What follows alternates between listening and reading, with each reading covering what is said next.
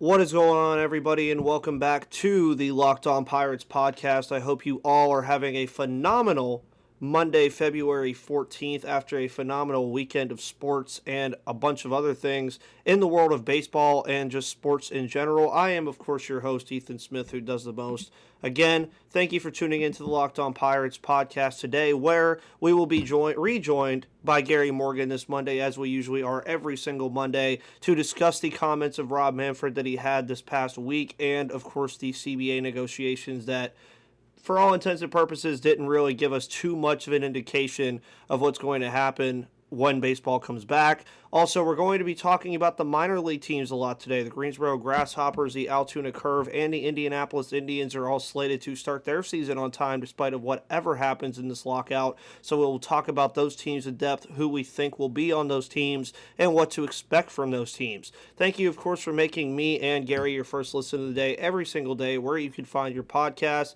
You can follow me on Twitter at MVP_Ethan, or follow this podcast on Twitter at Locked On Pirates, and make sure you like, subscribe, and comment on YouTube. And with all that said, let's get into today's episode.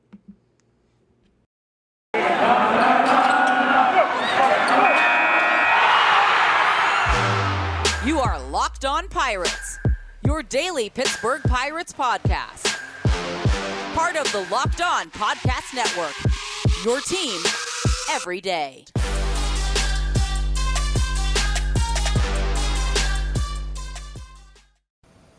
And, of course, everyone, welcome back to the Locked On Pirates podcast. I am, of course, your host, Ethan Smith. And if you guys didn't notice on YouTube, I'll use my finger. My flag fell and I haven't put it back up yet. So I'm just leaving it like that right now. But for all intents and purposes, the way baseball is going, that might as well be the visual indication of what my thoughts are on this lockout at this point. But as always, to my right on Mondays, we are joined by Gary Morgan, whose background seems to change every day. So, Gary, how's it going, man?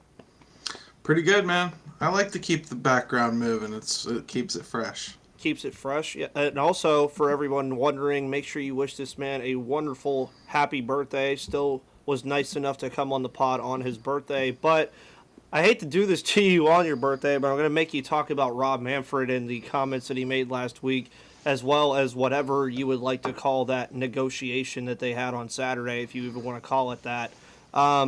I realistically was asked last night by some friends about what this meant, and I said I did not expect to have baseball until after Labor Day. So what are your thoughts after everything that happened over this past couple days for baseball?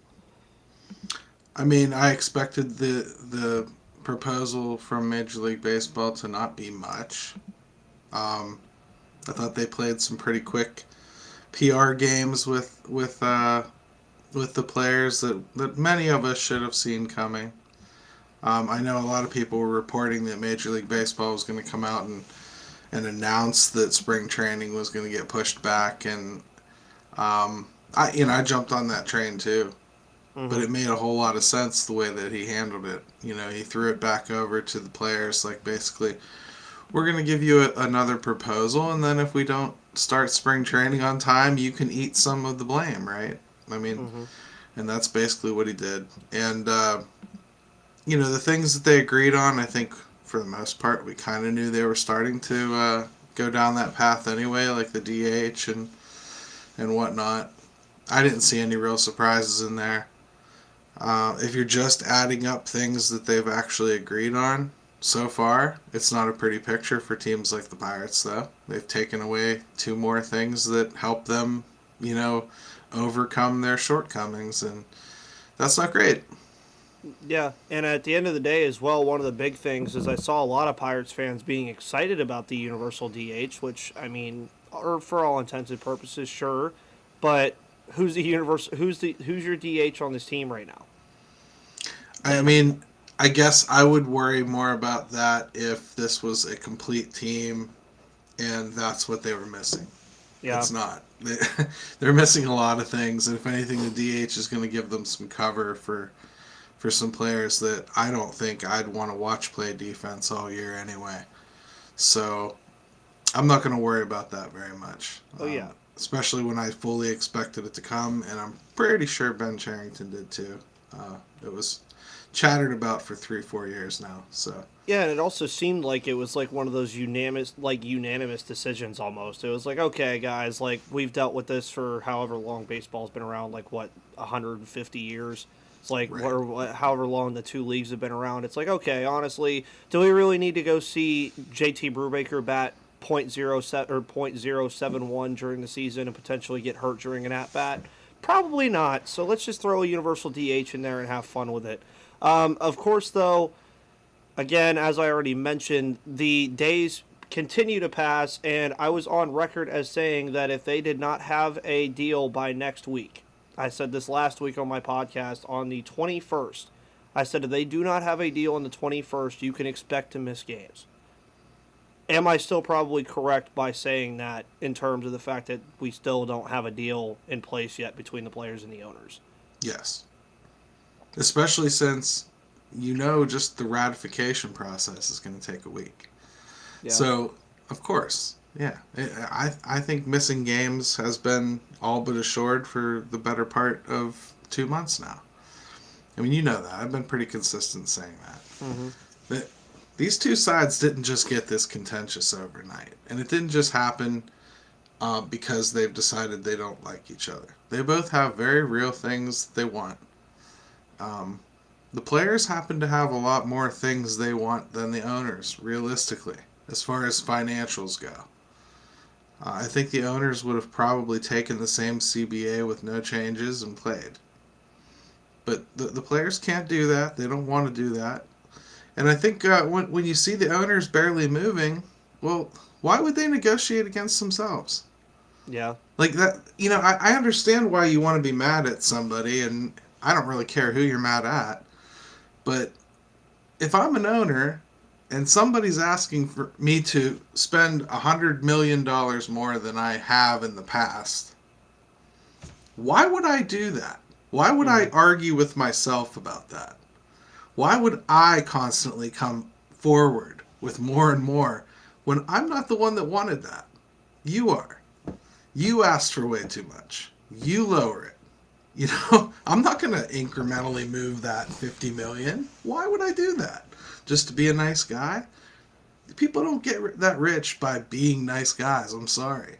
It just doesn't happen. And you can say that that's a cold reality, but it's a cold reality. It is. Mm-hmm. Just like players don't work as hard as they do to make what they make to get lowballed in the end. Yeah, and exactly, and that's one thing that I've seen kind of universally whenever I read comments or just opinions on this. They tend to blame the owners, and like you mentioned already, as I said, if I'm owning a baseball team, say like me and Gary own a baseball team, doesn't even have to be the Pirates. It could be any team. At the end of the day, we would have one major goal. Of course I would have a different goal, but I mean, at the end of the day, if you own a team in any sport, your goal is to earn money from your product.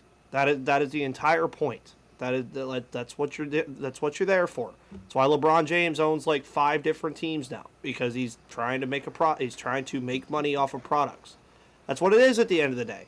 So you can't really blame the owners, as Gary already mentioned before, when they were asking hey, pay these people more, pay this thing more, pay this thing more. It's like, they then have to change their entire budget, because I guarantee you, more than likely, they probably already have their budget set for the next 2 years. That's the thing that a lot of these guys like to do. And everybody likes to harp on, well, they should want to get baseball played because the COVID year was short. I said, these guys are multi-billionaires, guys. It was a hit. It was a hit financially for all of baseball, but at the end of the day, that's not breaking their bank account. Oh, and if you want to play that game, and I do hear that a lot too, Ethan. If you want to play that game and you want to pretend that the owners should want to get back on the field because they can't afford to not play, if that's true for them, how much more true is it for players? Yeah, exactly. So, again, why would you want them to be stupid? Why would you expect them to be stupid? They're not. Sorry, and again, I guess you can be mad about it if you want, but to me, it's more about being realistic. It's looking at what they have, what they want, seeing that they're not that far apart, watching the players try desperately to hold on to one of the few things they think they're in charge of, which is like the amount of playoff teams in the extended playoffs. That's the only thing they haven't creeped up on. And there's a reason for that, because they think that's their big last thing they have to hold over their heads, Yeah. besides them actually playing baseball.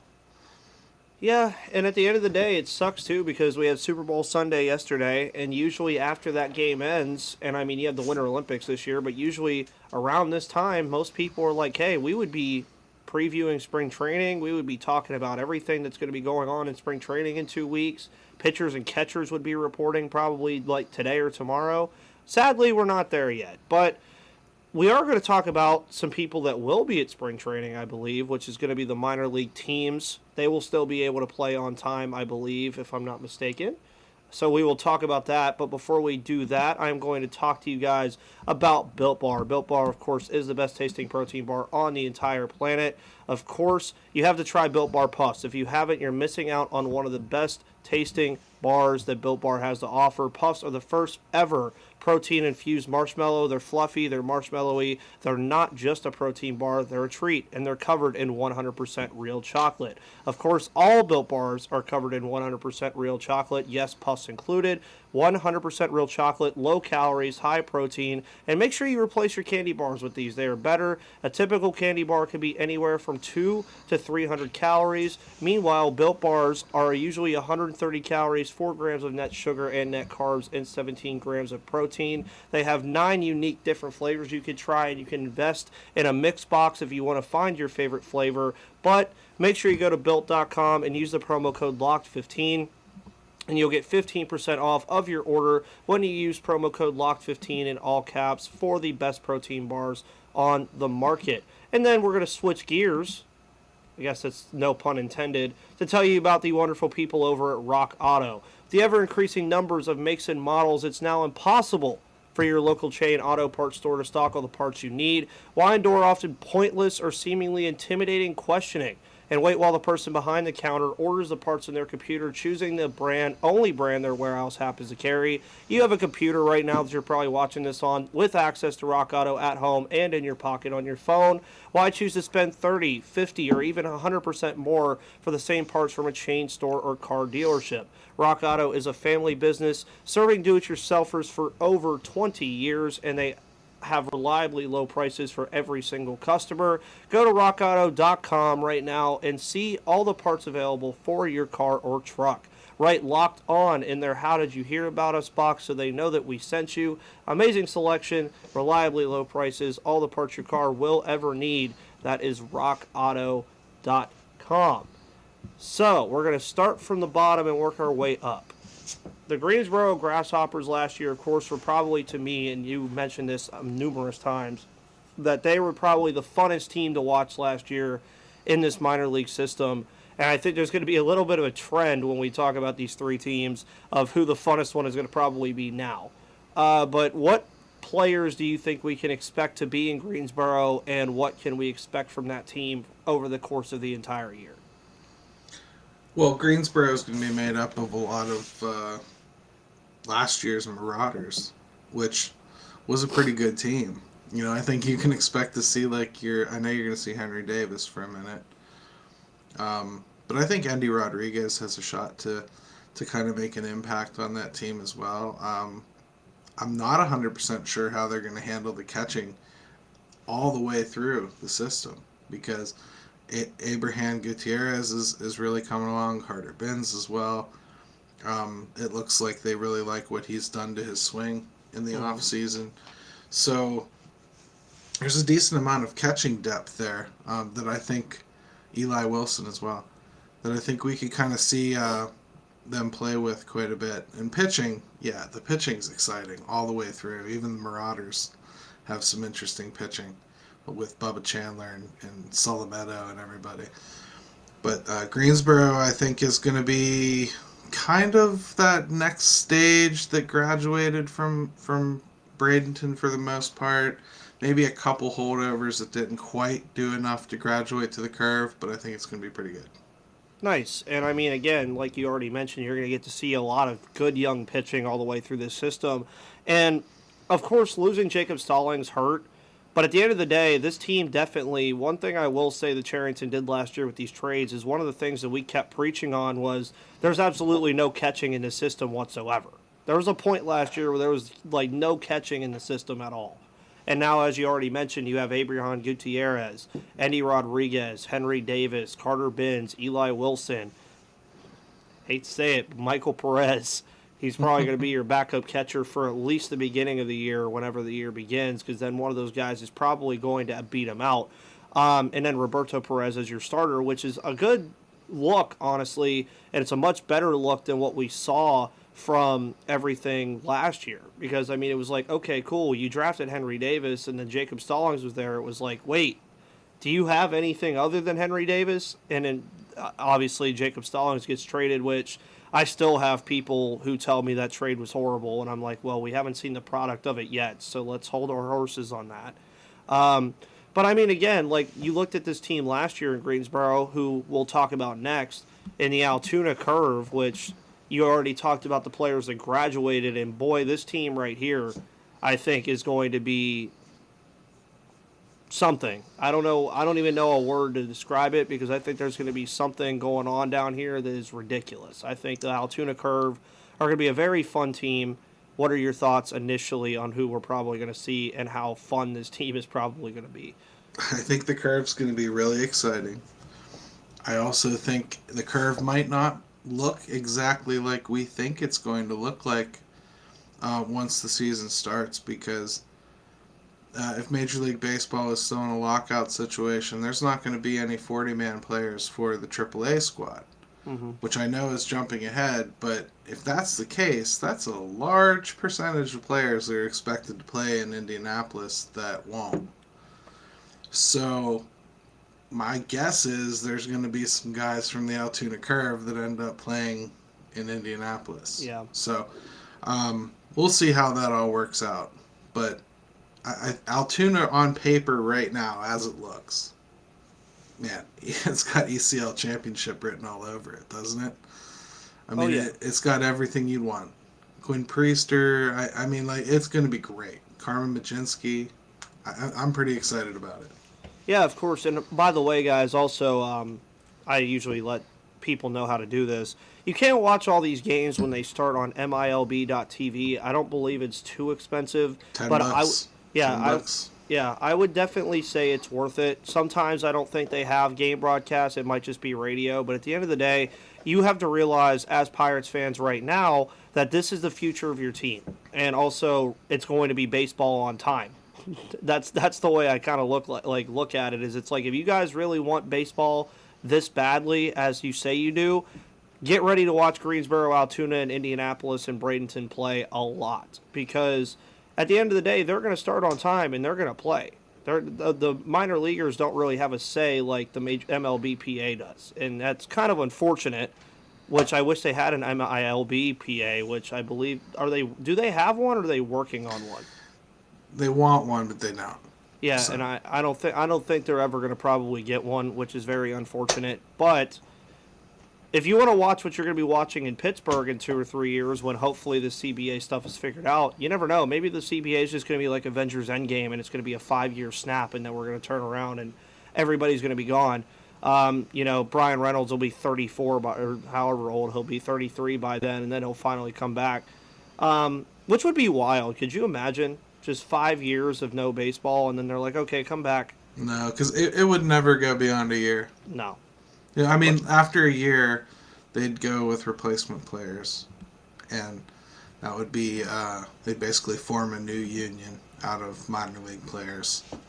And those guys would start crossing the line, and then you'd see former players start crossing the line, and then... I mean, this stuff's all happened and been done. The NFL did this. There's a movie about it, The Replacements, remember? Yeah. I remember you bringing that up on the pod before. This stuff's all happened before. People want to act like it's all revolutionary or it can't happen or these players have to agree. No, these players don't have to agree.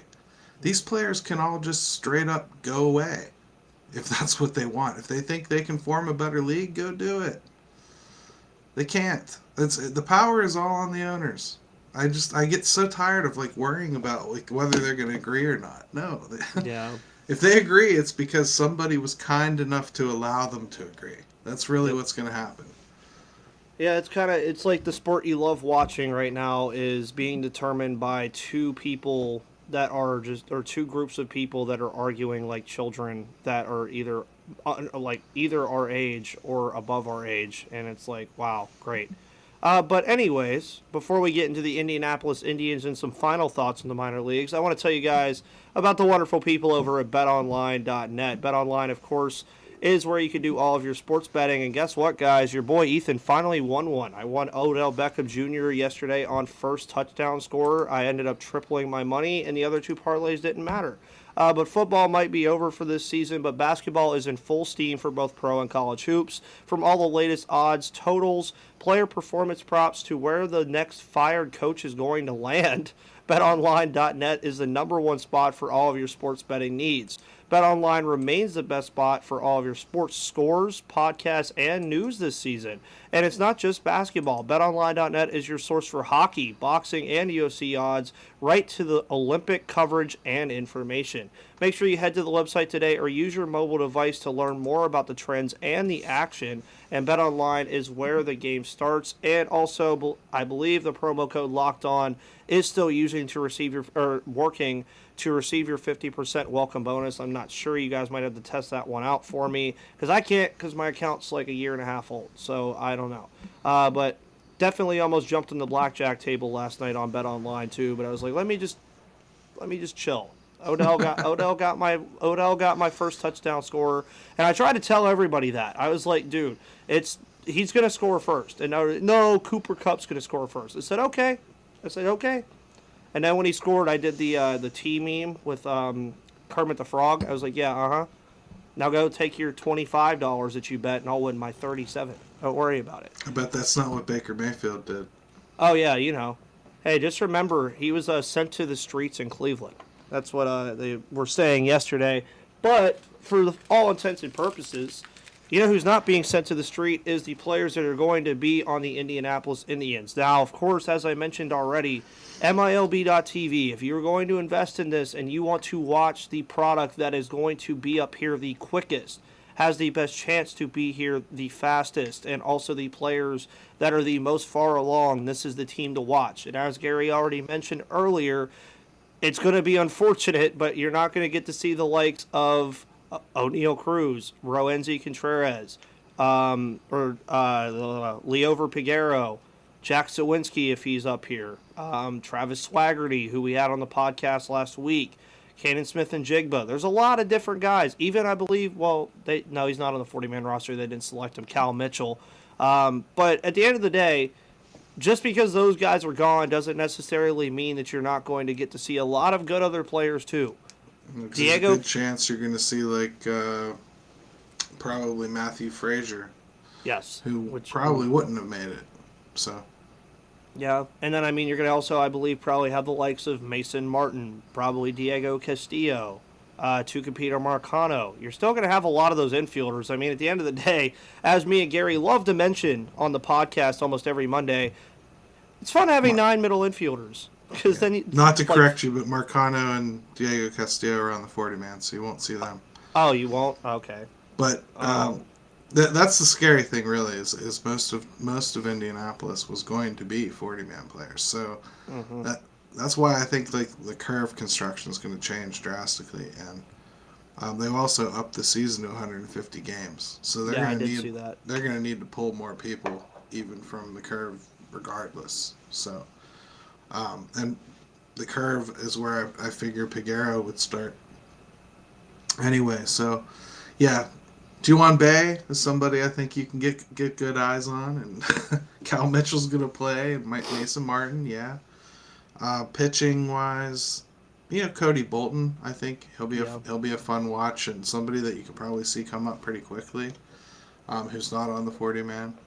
So there's definitely still some interesting pieces there, but it's nowhere near as fun as it would have been if the 40-man was active. So. And it's also wild because I remember having you on the podcast for most of last year, and it was just a constant, yeah, Indianapolis is literally a graveyard. It's okay, you get sent down here because you're just not good enough to be on the roster, but then people get sent up and they just wouldn't perform. Now, if we were just having a regular old season, I'm going to be honest with you, people on the MLB team, and even when the season starts, if it starts late, they're going to have a target on their back immediately. Because it's not like the Pirates don't have options right now at AAA to say, hey, Kevin Newman, you're not playing well. We have Diego Castillo, Marcano, and like these guys down here that could come take your spot. Rodolfo Castro, like another guy who, very young player, who I enjoyed watching last year for the most part. Already, most of these guys have targets on their back already because you're fighting against so many people in these position battles, which is the part of spring training that I was so hoping to see. Because 8 outfielders, 9 middle infielders, all these pitchers that you were going to have, like, it was going to be nuts. Now, albeit a lot of these younger guys getting, like, the play will still be fine. Like, you're going to still see these guys play in the minor leagues and stuff. But that MLB experience was what I was really going to be looking for. Like, I wanted to see Roenzi pitch a couple times in spring training. Yeah. But you're not going to see it now. I feel bad for other guys, too. Like, Bly Madris is somebody that... Yeah. I think he finally was going to get invited to spring training this year, and not just for, like, a fill-in day on a split squad game. I think he was going to get a legit shot this year. Mm-hmm. And, I feel bad for him. He's worked really hard, and... he's just a guy that I would have enjoyed getting to see a little bit of. But we'll see how it works out. Some of these guys could wind up getting more playing time than they potentially were going to get. And maybe one of them steps up and really shows something, and all of a sudden things look even better for the Pirates. That'd be great. Yep. Yeah, and that's all we're really here for heading into 2022. Just something better. That's where it is like I actually had a question yesterday. I was in, if everybody remembers Spotify Green Room, I was in a room yesterday, and somebody asked me why I'm such a big baseball fan even though I'm a Pirates fan. And I said, because at the end of the day, 1, I'm from Pittsburgh, and 2, I also know that the satisfaction of when this team does eventually start winning again, especially hosting this podcast and getting to talk to you guys every single day, the satisfaction of when this team wins again is going to be next to none in terms of any other sports team that I root for or talk about or anything. Because guess what? At the end of the day, I sit here and talk about the Pirates every day. I don't talk about the Steelers every day. I don't talk about the Penguins every day. Shouts out to the Pittsburgh Penguins and Hunter Hodes for being first place in the Eastern Conference. But at the end of the day, the satisfaction behind this team is going to be very fun. And these prospects are very fun, which is what the Altoona Curve, Indianapolis Indians, Greensboro Grasshoppers, Bradenton Marauders, and we don't have another team, do we? No. Do we have another team? You got the DSL teams. Oh, well, the DSL teams will be fun, too, because, wait, when is Shaylin going to play on those teams? Shaylin, I believe, is scheduled to play another year of DSL. But I could see him making his way to the Marauders at some point, too. Yeah, I just remember when I was excited for Shaylin Polanco, and then a certain guy named Tony Blanco Jr. began to exist. and everything that Shaylin Polanco I thought was like, oh, this man's great at this. And then I saw a 6'3", 16-year-old, and I was like, okay, well, here we go. Tony Blanco Jr., what a name. It's a good name. Oh, yeah, of course. But, of course, thank you guys for making us your first listen of the day every day here on the Locked On Podcast Network. Of course, you see our Twitters down there at the bottom. But Gary does have a fun little announcement for all of you on what he has planned for this week, so I will let him take the floor on that. Yeah, so over at Inside the Bucks Basement, same stuff we always do. We'll have our 5 thoughts later on today. And then, we'll keep you up to date on the CBA as best we can. And Craig will have his prospect looks. We're going to keep churning as if baseball is going to happen. And then on the Pirates Fan Forum this Friday at 2, you're going to see a very familiar face if you listen to this show. Ethan's going to be on with us this time. It's about time to return the favor and have him come over and jump on our show. Yeah, I'm only behind 50 episodes probably. It's okay. Well, not that many. There's only, how many weeks in a year? 52 weeks in a year? 4 times a month. Oh, yeah, maybe I am 50 episodes behind. We'll get there. But of course, you guys will also see Adam Bittner later in the week, and then we will have another episode this week as well as we continue our march to potentially having our march to March, but our march to potentially having spring training. If you have that special someone today, make sure you go take them out to dinner, do something nice for them, buy them something. Happy Valentine's Day to everyone. Have a wonderful rest of your Super Bowl recovery Monday, and I will see you guys next time.